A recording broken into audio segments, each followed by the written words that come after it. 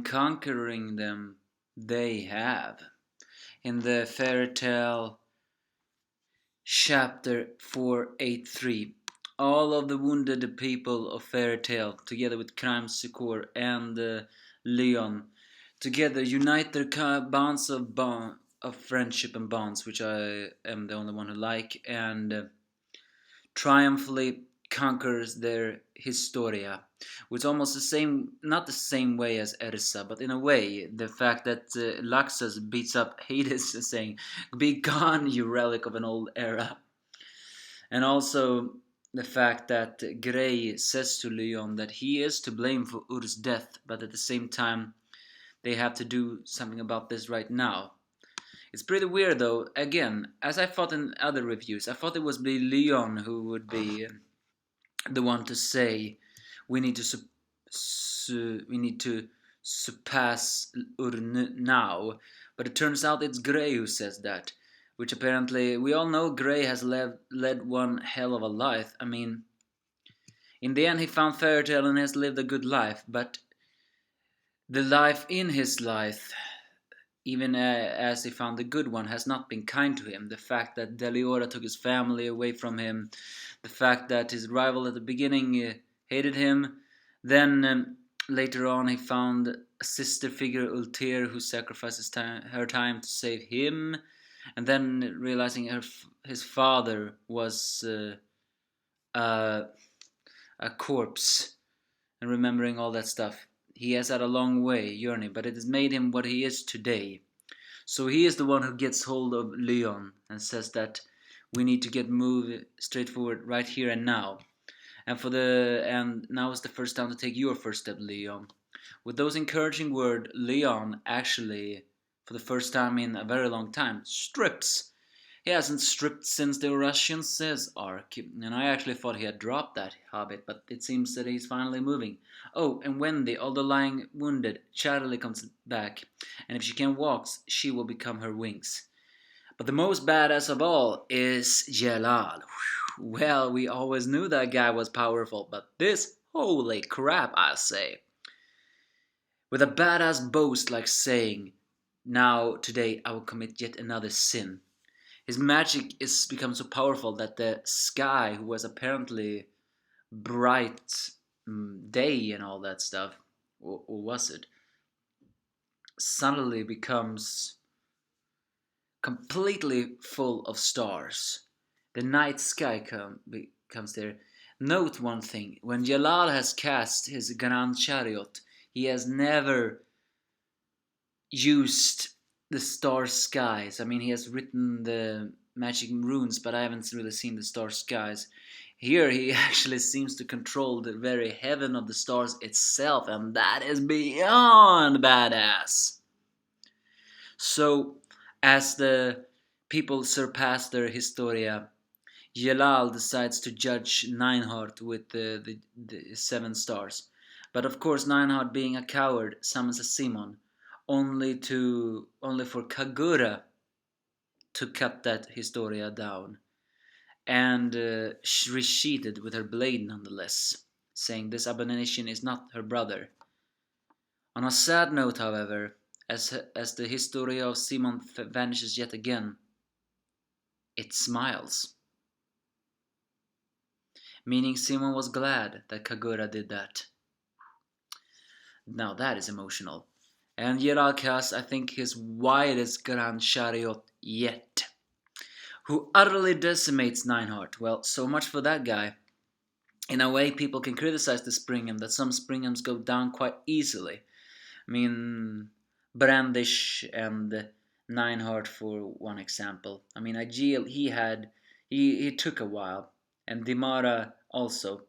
Where Waru, he too was pretty durable. So yeah, turns out that Nineheart really did have no ace up his sleeve. His powers was all the fighting. Or maybe Jalal was just that strong. I go with both. And decimates Nineheart as he falls down the sea. Wonders if he's gonna drown now. Well, he's unconscious, so I think he drowns. As the scarlet sky shines up, The Lamia scale, fairy tale, and mermaid heel alliance has successfully won their side. However, it's worth noting that we do not yet know what happens to the Sabertooth, Blue Pegasus, and Fairy Tale Reinforcement Alliance. We know Blue Pegasus and Sabertooth lost. And judging from the ending of this chapter, I have a feeling we're gonna feel an enormous amount of despair in the future. Which is fitting, considering that her title. It's also worth noting that every single one on the winning side is badly wounded. Laxas is badly wounded, Wendy has wounded her knee, Shelia can no longer use magic, and that means no healing magic. Grey and Leon are also pretty brushed up, as is Juvia and Meredy. Erza, the ace, fainted, although she woke up to see the star sky. The only one who's not out of commission is Jalal and Kagura and the mermaid heel. They look pretty spiffy. So yeah. Wonders what's gonna happen next. Back on the fairy tale base, Natsu decides to do the one thing a lot of haters is gonna hate. He decides to go down to where Augusto is and face him. But the good news is that Lucy is tagging along. Good. She will need to help Natsu. And then Brandish shows up. Apparently Natsu free her from her cell, saying she's not a bad person. You know, Natsu, it's a bit sweet that you actually have a very forgiving personality, but still. She has made it very clear she will not betray her empire. Granted, however, she did tell about this new Springham we have heard, but that's not really betraying the government. It's actually throwing despair in the face of Fairy Tale. But still, freeing an enemy like that, Natsu, I have a feeling you're really gonna regret it. Then again, Brandish seems to be the only Spring 12 that is good in, kind, something like that. Her motivations and her means seems mostly hint of a tragic past that we have seen.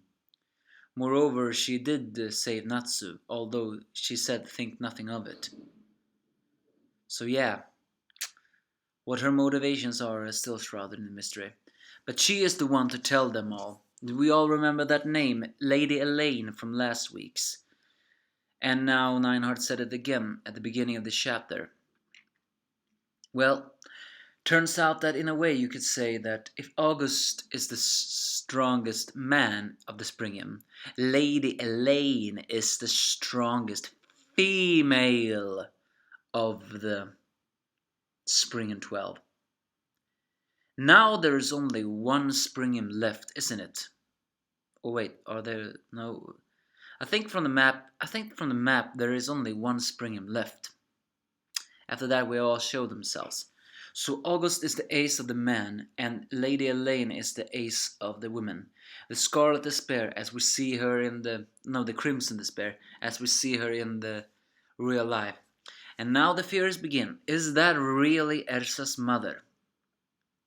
If there's one thing we can criticize Hiro Mashima's art is that he's splendid in his art, but at the same time I have a very big feeling he has somewhat difficult to write you old-looking ladies. Grandmas maybe, but sometimes it's different for me to see if a woman is middle-aged, even if they're supposed to be middle-aged, they actually look pretty youthful. And Lady Elaine is no exception. If that really is Erza's mother, then technically she should have wrinkles, but no. She is almost just as I suspected her to be. Has a youthful face. She doesn't have gigantic breasts. She has giant ones, and not to mention that clothing. But I figured she would have a bigger breast size than Erza, but she seems to have the same size. But of course Erza's is still giant too. Moreover,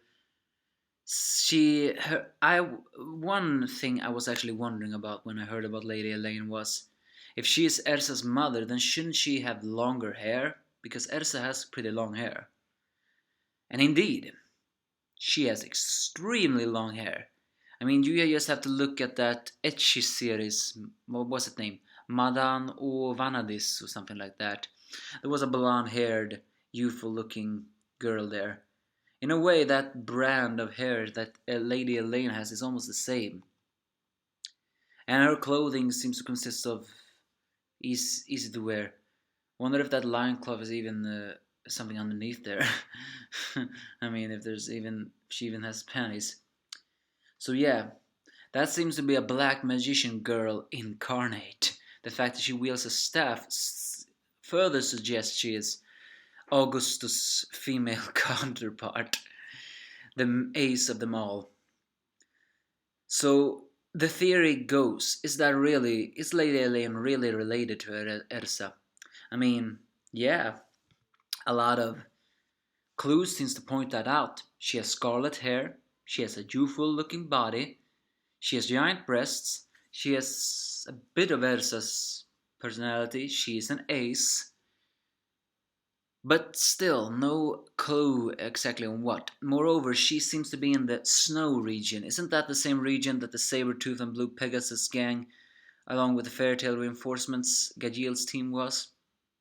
If she's over there, then we know they won't win. Because if she's Erza's mother, then shouldn't she confront Erza if she now knew she's alive? It's also worth noting that Lady Elaine has a scar on her, is it stomach? When someone saw that, someone actually said some theory. I don't know that doctor name of it. I mean, it's a certain, I was gonna say certain title for that, but I was gonna say miscarriage, but that's not right either. But didn't they usually cut up the stomachs and take out something from them when if the baby had difficult giving birth in ancient time? I think I'm thinking of something else. But she does have a scar on her stomach, further hints that something has happened there. Moreover, Erza has never ever talked about her past. And she's just Erza. So the plot thickens as the despair keeps on crimping. Long wait, we'll see. What will bring more? Next chapter is called Six Monsters. Who are they hinting to? Are they hinting to August, Lady Elaine, Radman, the unknown Springham, and then Invel and Brambish? Because if you think about it, they are the only six left. Maybe I missed one. Give me your thought if you have any.